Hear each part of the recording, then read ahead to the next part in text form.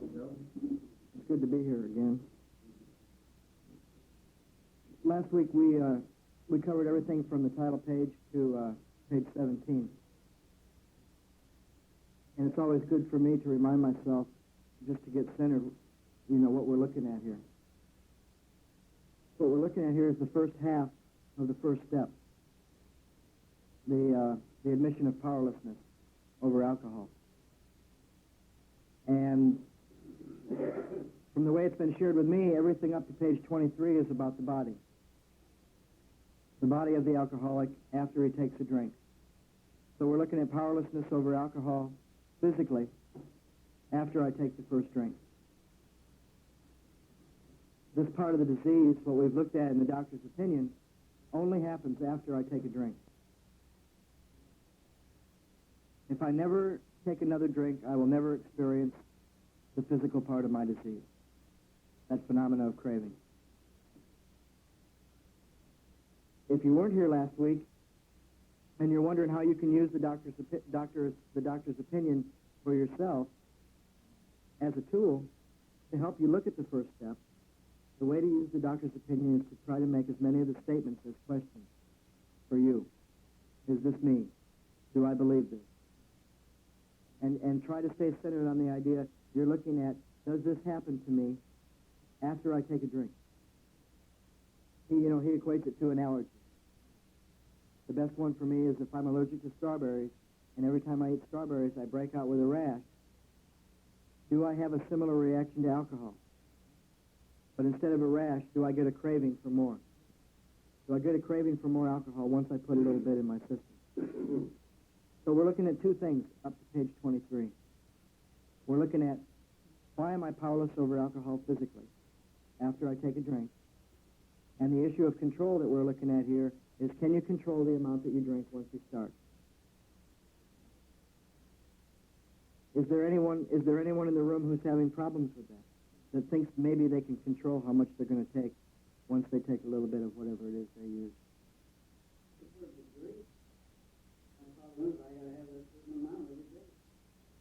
Right. Do you know what that certain amount is going to be? Or does that change too? So you reach that place of ease and comfort. Mm-hmm. Can you control that? Can you control how much you take?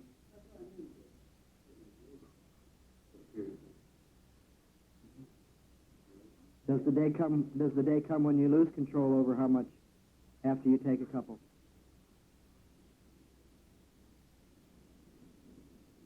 Well, let's continue to look at that, because there's quite a few things from 17 to 23 that help me look at that. They talk about, the one that really helps me is where they talk about the difference between the real alcoholic and the hard drinker. We were also given a tool on how to use Bill's story after we look at the doctor's opinion. And I was told to use Bill's story also as a tool to help me look at my life.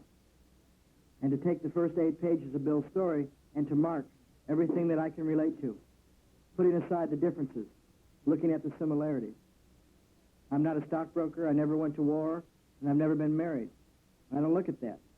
I look at the similarities in 3 different areas. How did he drink? How did he think? And how did he feel?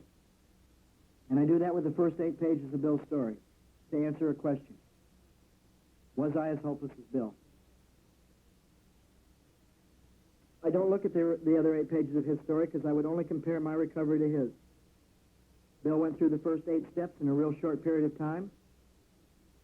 And I was told until I do the work in the first 8 steps, I shouldn't start to compare my recovery with his, but that once I've done that work in the first 8 steps, I should go back and I'll probably be able to mark about as much as I did with his recovery as I did with his disease. But if I'm able to answer that question, like the last description of his, when Bill hit his final bottom, he describes it in a paragraph on page 8 where every word I can relate to. There's not one circumstance in this paragraph that's not me when I got here, when I hit bottom. It says on page 8, no words can tell of the loneliness and despair I found in that bitter morass of self-pity. Quicksand stretched around me in all directions. I'd met my match. I'd been overwhelmed. Alcohol was my master. I relate to every word in that paragraph. And I asked myself, was I as hopeless as Bill? In every area that I can relate to. My thinking, the way I felt, and the way I drank. And if I can answer that and turn to page 17, I see why I was asked that question. I see why I was asked to answer that question. Was I as hopeless as Bill? Because the first paragraph on page 17 says, we of Alcoholics Anonymous know thousands of men and women who were once just as hopeless as Bill. And I say to myself, so was I. Nearly all have recovered. They have solved the drink problem. That gives me some hope. That gives me a little bit of hope. The next paragraph, they describe this first part of the program. We talked about the title page and that there's three parts to this program. This next paragraph describes the fellowship of Alcoholics Anonymous really well. It says, we are average Americans. All sections of this country and many of its occupations are represented, as well as many political, economic, social, and religious backgrounds. We are people who normally would not mix. I look around in any of the meetings that I go to, and most of those people I would not have mixed with when I was drinking and taking drugs. But there exists among us a fellowship, a friendliness, and an understanding which is indescribably wonderful. We're like the passengers of a great liner the moment after rescue from shipwreck, when camaraderie, joyousness, and democracy pervade the vessel from steerage to captain's table. I was told that's like if we're all on a ship together, and some of us are up in the first class cabins, the second class, and third class, and then way in the bottom of the boat in the steerage, we have the peasants and the workers, okay? And we're all thrown in the water together. We're all thrown up to our necks in water. And the guy next to you, you're up to your neck in water, and the guy next to you has a piece of wood he's floating on. Are you going to ask him what part of the boat he was from before you get on his piece of wood with him? No, you're not going to care, because we share in a common problem. We're up to our necks in water. But unlike the feeling of the ship's passengers, however, our joy in escape from disasters does not subside as we go our individual ways. You know, they get to the shore, and they all go in their different directions. Okay? We find a way out, and that doesn't happen. What do we find here in the fellowship? The feeling of having shared in a common peril is one element in the powerful cement which binds us. And now the warning that the fellowship by itself is not enough. That in itself would never have held us together as we are now joined. They tell me that what I'm going to find in the fellowship is just one element in whatever this powerful cement is that's going to hold us together. It's going to hold me together. Okay? But what I find in the fellowship by itself is not enough. So what's the other part of that cement? And this analogy, when we're on page 17 about the cement, sounds kind of stupid. But you'll be very grateful that you understood about the cement and each stone that we're going to put in place on the foundation and how to build that foundation when you get to the end of a fifth step, to the end of step 5, and they ask you to return home and read a paragraph that says returning home after the fifth step. We asked ourselves, have we mixed the cement properly? Have we put the stones properly in place? And you'll understand how we make this cement. What's the other part of the cement? The other part of the cement is the tremendous fact for every one of us is that we have discovered a common solution. Okay? Imagine coming to AA and all you can do is walk in a room with a bunch of people and you really identify with how they drank, but they don't have any answer for you. It's just a real nifty place to go share and talk to guys about how you drank. The feeling of having shared in a common peril. What if they didn't have an answer? If all I needed was the feeling of having shared in a common peril, the county jail would have worked several times. Because there I would be thrown in with a bunch of guys and we all suffered from the same problem, but there was no solution. The feeling of having shared in a common problem by itself is not enough. There better be a common solution. A way out on which we can absolutely agree and upon which we can join in brotherly and harmonious action. This is the great news this book carries to those who suffer from alcoholism. So I find part of the cement in the fellowship. that feeling of having shared in a common peril. And I find the other part of the cement in this book, Common Solution.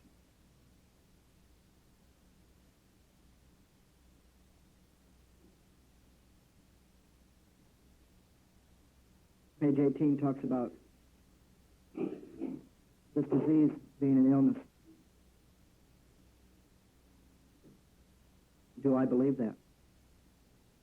Does it involve those about me in a way which no other human sickness can? Okay? Not so with the alcoholic illness, for with it there goes annihilation of all things worthwhile in life. It engulfs all whose lives touch the sufferers. It brings misunderstanding, fierce resentment, financial insecurity, disgusted friends and employers, warped lives of blameless children, sad wives and parents. Anyone can increase the list. That's a great description of untreated alcoholism. When you guys get out of here, if you make it to Alcoholics Anonymous, and you see some of the people that are hanging around, you'll see people in the program suffering from those things. Sober, untreated. They'll be into fierce resentment, financial insecurity. They won't be on good terms with their family. That's a great description of the root of my disease. I was told that I can use that as a guide to look back on my life, how I was when I was drinking, and I can also use that as a guide to look at my life today.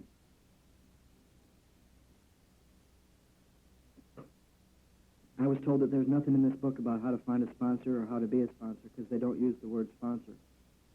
Well, they didn't use the word sponsor back in 1939, but I think the bottom two paragraphs are great descriptions for me as a sponsor and for me to find somebody to be a sponsor. I was told if every word in this book in the first 164 pages is important, that the one in squiggly lines are even more important. And here's one of those paragraphs. And this is the guide for me as a sponsor. The ex-problem drinker who has found this solution, who is properly armed with facts about himself, can generally win the entire confidence of another alcoholic in a few hours. Until such an understanding is reached, little or nothing can be done. So, am I an ex-problem drinker? Have I found this solution? Am I armed with facts about myself? It's a great guide for someone to be a sponsor. But what about somebody who's looking for a sponsor? I find the next paragraph describes somebody that has what I want really well. That the man who was making the approach has had the same difficulty. Was he like me? That he obviously knows what he's talking about. That his whole deportment shouts at the new prospect that he is a man with a real answer. That he has no attitude of holier than thou. Nothing whatever except a sincere desire to be helpful. That there are no fees to pay, no axes to grind, no people to please, no lectures to be endured. These are the conditions we have found most effective. It's a great guide for helping you to find a sponsor. Was he like me, and does he live like that anymore? You know, do I want to come to AA and find somebody who's living like I was? Still. Or do I want somebody that was just like me, just as bad, if not worse, just as sick, but he doesn't live that way anymore? And he has an answer for me. That top paragraph on page 19 gives us a very important statement that really helped me with the first step. Because I thought the first step was, I admit that I'm powerless over alcohol, and that's why my life is unmanageable. Until I started seeing that the elimination of my drinking was just a beginning. The next paragraph says, if I keep on the way I'm going, there's little doubt that much good will result, because the surface of the problem would hardly be scratched. I think those two pretty much mean the same thing. If I keep on the way I'm going, just not drinking, there is little doubt that much good will result, because the surface of the problem would hardly be scratched.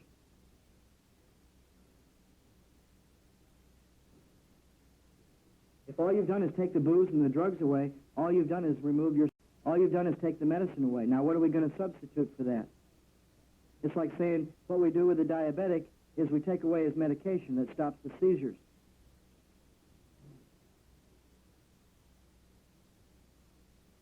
You take my alcohol and my drugs away, what am I going to use? Is there a sufficient substitute?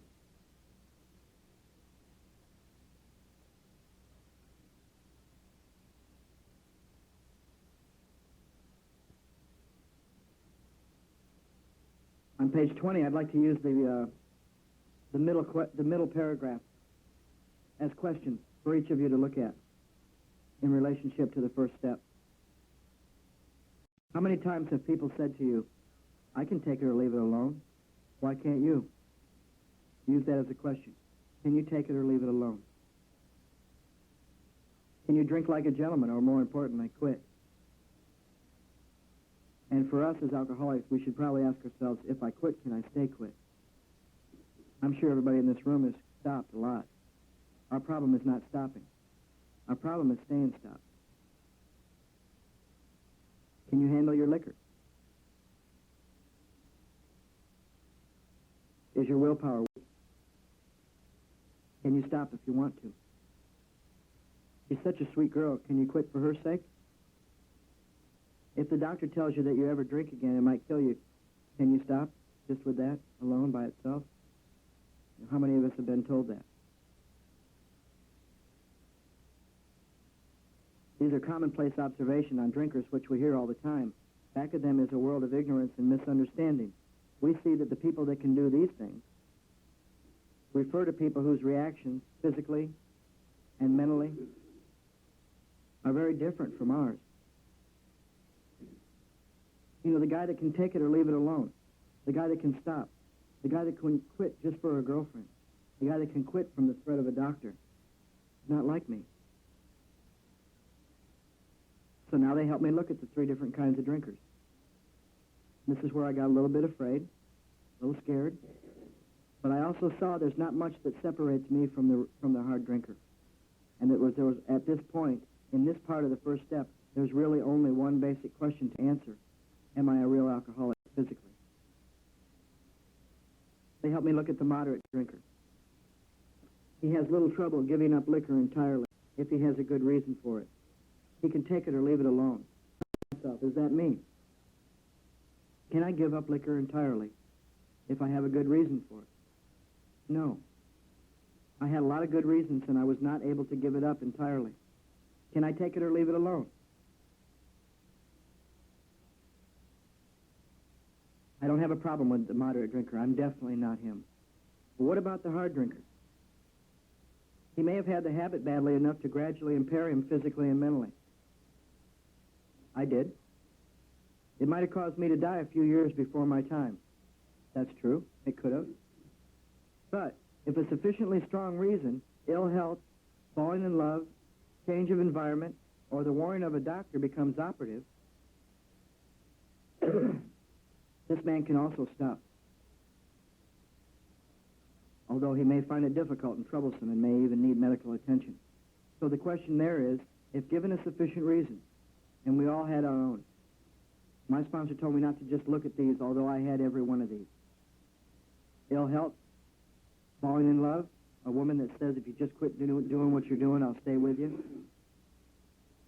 Change of environment, the warning of a doctor. Look at your own sufficient reasons, good and bad. I had some good sufficient reasons that some people were able to stop with. Love, opportunity, education, the big job, the right woman, the right job. Was there ever a sufficient reason that by itself you could take and stop? So far, that's the only thing that separates me from the hard drinker. I knew guys that could drink more than me, drink me under the table, and let one of them get a threat from his wife, or a 502 or DUI, or a threat from a judge. He stays away from it, and I can't. Give him a sufficient reason, and by itself. I'm not saying if a sufficient reason got you here, that's fine and dandy. You know, a court, threat from a judge, threat from a wife, fine. But ask yourself, would that sufficient reason by itself, is that all I need to stay sober? Can I take that threat from a judge? Can I take that threat from my wife and go on with my life and stay sober based on that threat? What about the real alcoholic? He may start off as a moderate drinker. I did. He may or may not become a continuous hard drinker. They're saying there he might not even become as bad as that guy we just looked at. But at some stage of his drinking career, he begins to lose control over the amount he drinks, his liquor consumption, once he starts to drink. That's all they're asking me to look at. Do I lose control over the amount that I drink once I take a drink? And if given a sufficient reason, can I stay stopped?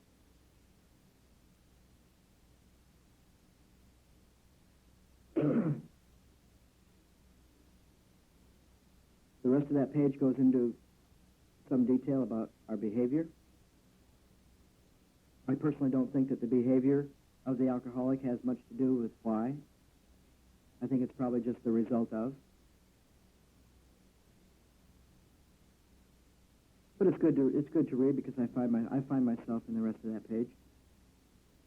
Especially when it talks about he uses his gifts to build up a bright outlook for his family and himself, and then pulls the structure down on his head by a senseless series of sprees.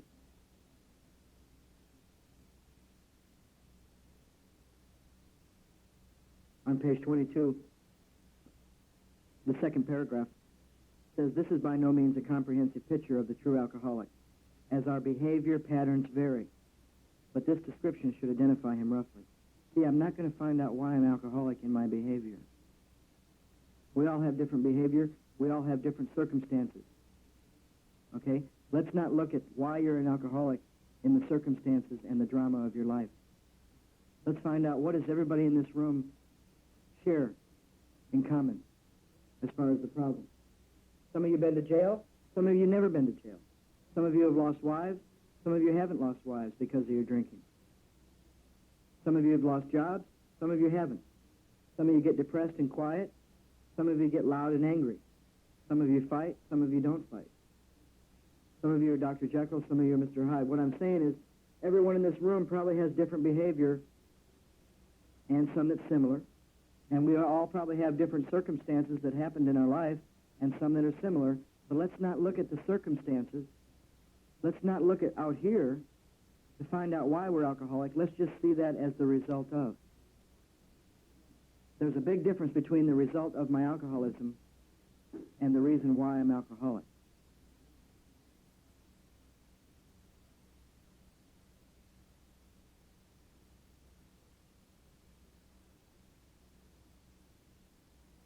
The bottom of the page is the last time they're going to help me look at my body after I take a drink. And we're going to go on to the second part of that step. And here's the way I should be able to answer that. And this is the way I should be able to use this last paragraph as a question on page 22. I know that while I keep away from drink, as I may do for months or years, I react much like other men. But I'm also equally positive that once I take any alcohol, whatever, into my system, something happens, both in the body and the mental sense, which makes it virtually impossible for me to stop. The experience of any alcoholic will abundantly confirm this.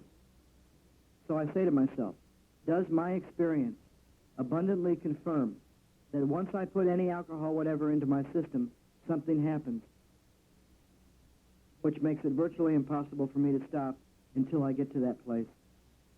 You see, and I don't know when that'll happen. Sometimes it takes 3 hours. Sometimes it takes 3 days before that craving is off my back. Sometimes it takes 3 drinks. Sometimes it takes 30 and I'm not there yet. That doesn't assume that I have much power over what's going to happen after I take a couple, or any power over when I'm going to get to that place of ease and comfort. Now, if I can't answer that last part, if I'm not positive that once I put any alcohol, whatever, into my system, I lose control over the amount that I'm going to drink, I probably shouldn't go on.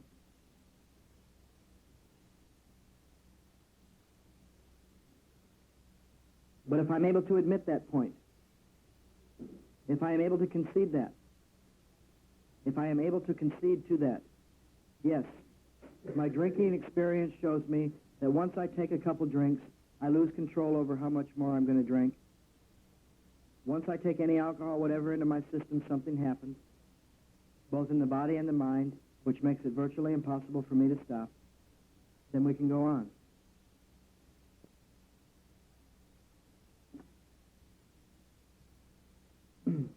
I now need to change my perspective. I now need to change what I'm looking at. What we're going to look at for the next 20 pages is why am I powerless over alcohol mentally when there's none in my system at all?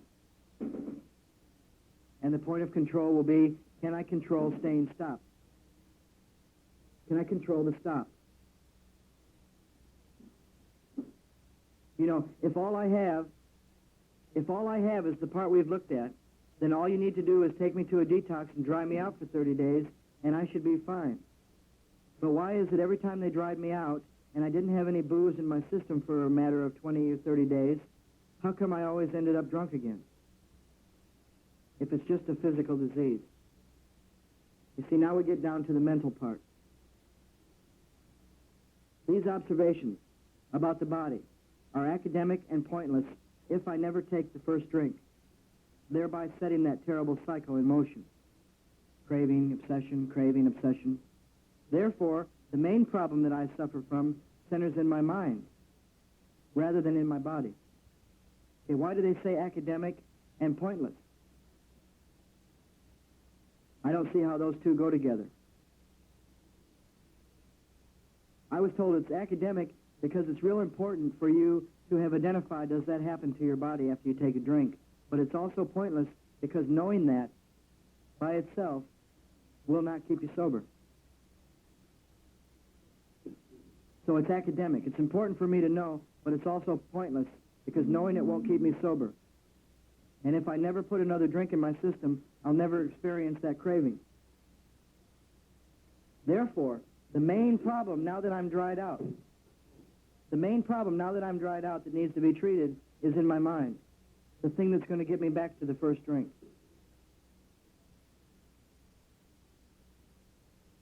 Bottom of the next paragraph gives me the first description of an obsession. They're going to describe this obsession several times in the next 20 pages. There is the obsession that somehow, someday, I'll beat the game. The bottom of the page says, the tragic truth is, if the man be a real alcoholic, the happy day may not arrive. He has lost control. At a certain point in the drinking of every alcoholic, he passes into a state where the most powerful desire to stop drinking is of absolutely no avail.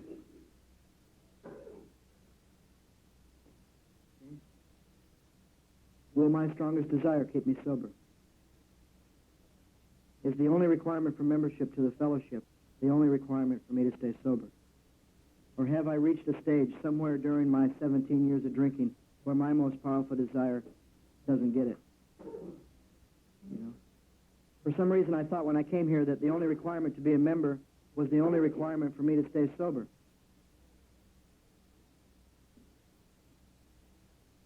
Now we look at a very important point, the idea of choice. The fact is, most alcoholics, for reasons yet obscure, have lost the power of choice in drink. Our so-called willpower becomes practically non-existent. We are without defense against the first drink. Did I reach a point somewhere in my drinking where I couldn't just wake up and choose not to drink?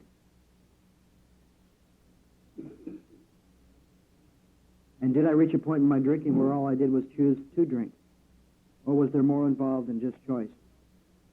I see it like you're coming to an intersection at a dead-end road, and you have a choice to go left or right.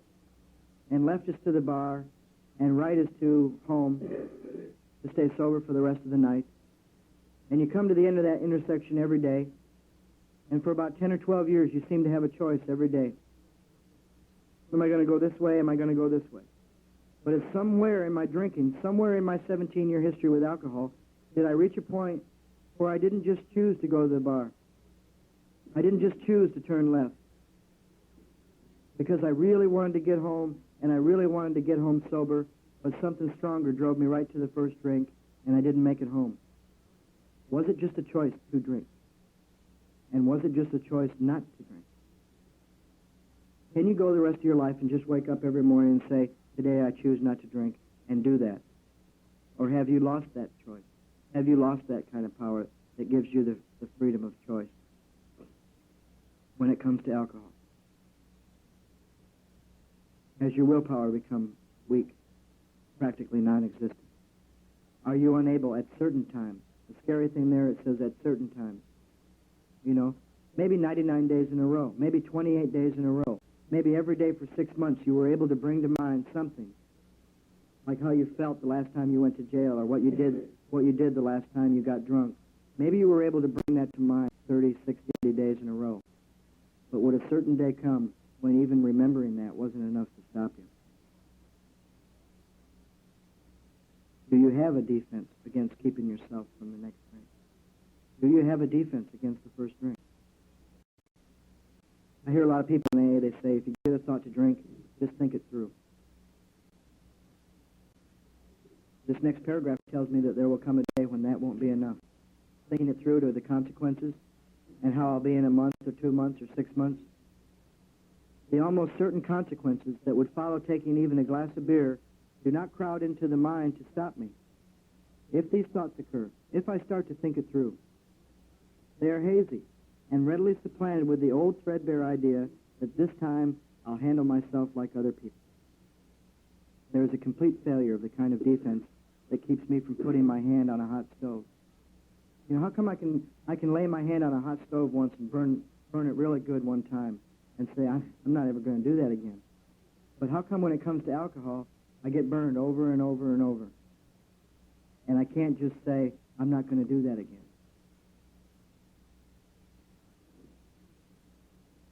I might say to myself in the most casual way, it won't burn me this time, so here's how. Or perhaps I don't think at all. I saw times when I thought of the consequences and still walked right into the bar. But I also saw some times when I didn't think much at all of what the consequences were going to be. How often have some of us began to drink in that nonchalant way, and after the third or fourth pounded on the bar and said to myself, for God's sake, how did I ever get started again? Only to have that thought supplanted by, well, I'll stop with the sixth drink. Or, screw it. What's the use anyhow? Now we're looking at my thinking. We're looking at my mind. We're looking at what goes on in my mind when I don't have any booze or drugs in my system at all. When this sort of thinking is fully established in an individual with alcoholic tendencies, he's probably placed himself beyond human aid. You know, do I think there's anything human that can stop that part of me that gets me back to the first drink?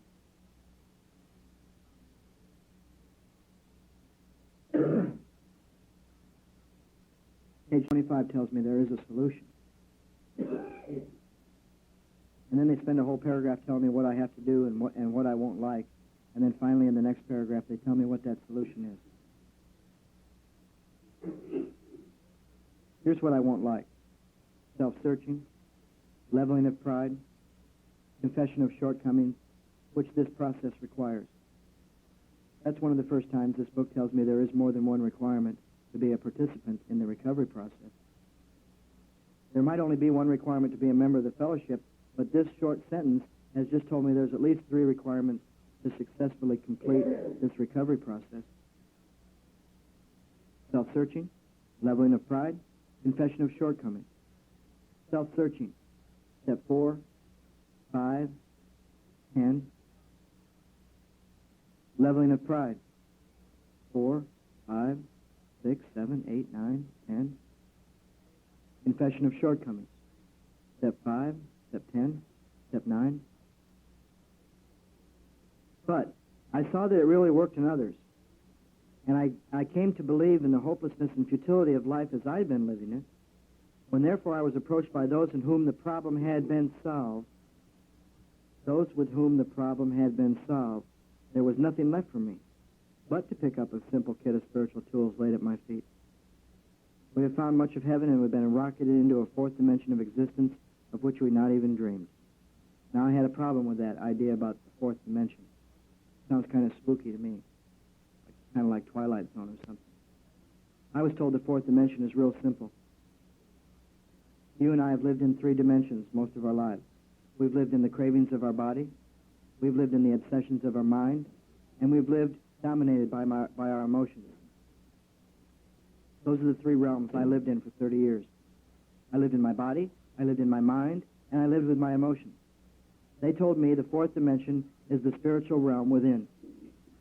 The spiritual realm within each and every one of us is the fourth dimension. And it's not out here, and it's not rocketed up into, it's within. It's the spiritual realm within, where the root of my disease is, where my sickened spirit is. Because I am not just sick physically and mentally, and I'm not just dominated by my emotions. I am spiritually sick as well. So what's the solution? The great fact is just this, and nothing less. And nothing less. We have had deep and effective spiritual experiences, which have revolutionized our whole attitude toward life, toward our fellows, and toward God's universe. The central fact of our lives today is the absolute certainty that our Creator has entered into our hearts and lives in a way which is indeed miraculous. He has commenced to accomplish those things for us which we could never do by ourselves. If you are seriously alcoholic, as we were, we believe there is no middle-of-the-road solution. So how do I know when I'm hearing middle-of-the-road solution in AA meetings? How do I know when I'm hearing middle-of-the-road solution? Because if I have admitted to be a real alcoholic, like the people in this book, there is no middle-of-the-road solution. So how do I know when I'm hearing it? If I'm hearing anything that doesn't have to do with how to have a deep and effective spiritual experience, or how that's come about for somebody, or how that can come about for me, I'm hearing middle-of-the-road solutions. I'm in a position where life is becoming impossible. And if I've passed into that region from which there is no return through human aid, that thinking that they described on the bottom of page 24, I have two alternatives.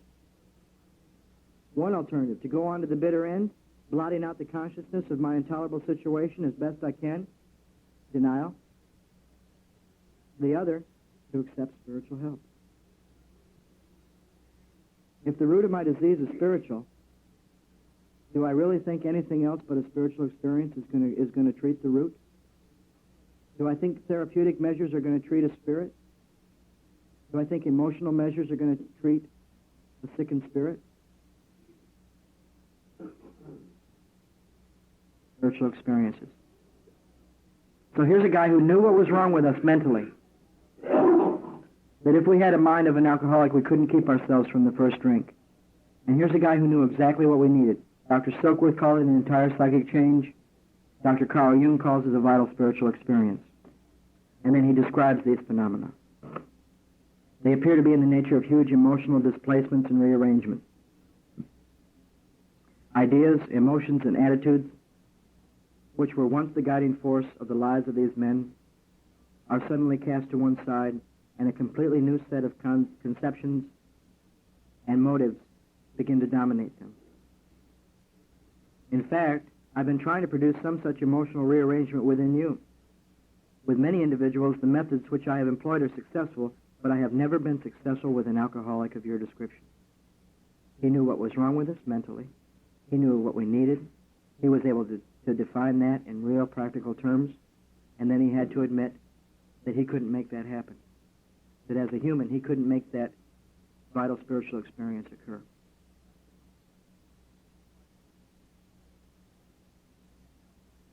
I look at that description sometimes when I start to doubt what's happened in my life, and I look at that description of a spiritual experience and ask myself, has that happened for me? So I look at my old ideas. What were some of my old ideas? I can't stay sober. I can't stay sober and be happy. Was I dominated by my emotions? Did I do what I felt? And what were my old attitudes? Okay? And then I look at what's gone on in the last 5 years, and I ask myself, am I now dominated by a new set of conceptions and motives? Have my ideas become conceptions rather than just ideas? Do I have a new set of conceptions? It's not the world's fault. There is a way to stay sober and be happy. And do I have a new set of motives? You notice they leave the word emotions out of there. I am not dominated by my emotions today, like I was. And do I really care sometimes about helping somebody other than myself? Do I have a new set of motives? And then I get to see that that's a real and practical definition for me.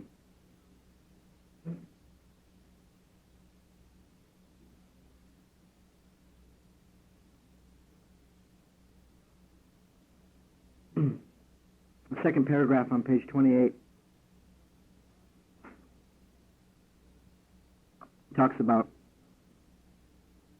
3 lines down from the top, we have no desire to convince anyone that there is only one way by which faith can be acquired. If what we have learned and felt and seen means anything at all, it means all of us, whatever our race, creed, or color, are the children of a living Creator with whom we may form a relationship upon simple and understandable terms as soon as we are willing and honest enough to try. If I am willing and honest enough to try, there is a simple, understandable way for me to form a relationship with a living Creator within me that I will be able to feel and see. And there is a way that faith can be acquired. We will look in the second step pretty soon at a process to go from a simple belief to faith through these steps. Page 29. Actually, on the bottom of page 28, it talks about that in the next chapter, there appears an explanation of alcoholism as we understand it. Then a chapter addressed to the agnostic, step 2. Many who were once in this class are now among our members. Surprisingly enough, we find such convictions no great obstacle to a spiritual experience. Further on, which means from chapter 5, there are clear-cut directions are given showing how we recovered. These are followed by 43 personal stories. Each individual in the personal stories describes in his own language and from his own point of view the way he established his relationship with God. Bottom of the page. Our hope is that many alcoholic men and women desperately in need will see these pages, and we believe that it is only by fully disclosing ourselves and our problems that they will be persuaded to say, yes, I am one of them too. I must have this thing. I believe that's a question that needs to be answered sometime in the first 2 steps. Am I an alcoholic, and do I really want this thing? Do I really want this? Before I stop, I'd like to look, before we go into the next chapter, I'd like to look at 3 different words for your consideration before next week. And those 3 words are power, control, and choice. Okay? We're looking in the first step at the admission of powerlessness. The first page in the next chapter is going to use the word control. And from here on, and they already have used the word control. And we've begun to look at the idea of choice. The idea I'd like to submit for your consideration would be, if you lose any one of those things, if you lose power, if you lose control, or if you lose choice, if you lose any one of those, don't you lose all 3? Let's take a man on a sofa, paralyzed from the neck down. Does he have the power to get up and walk to the door and walk out of the room on his own? Does he have the control to do that? And does he have a choice? Okay? For me, how do I look at that for me as an alcoholic? If I am powerless over alcohol, and I'm never going to regain control over it, do I have a choice? I looked up the words power, control, and choice. And for power, it's talked about strength. Do I have the strength to control alcohol? Either the amount I drink after I start or staying stopped. Control, they said ability. Do I have the ability to control the amount I drink once I start? Do I have the ability to stay stopped? And for choice, it was real interesting because it said 2 or more reasonable options. So do I think I really have a choice over alcohol? Is drinking a reasonable option for me, or is that insanity? If I've lost control, if I've lost the power, I have no choice.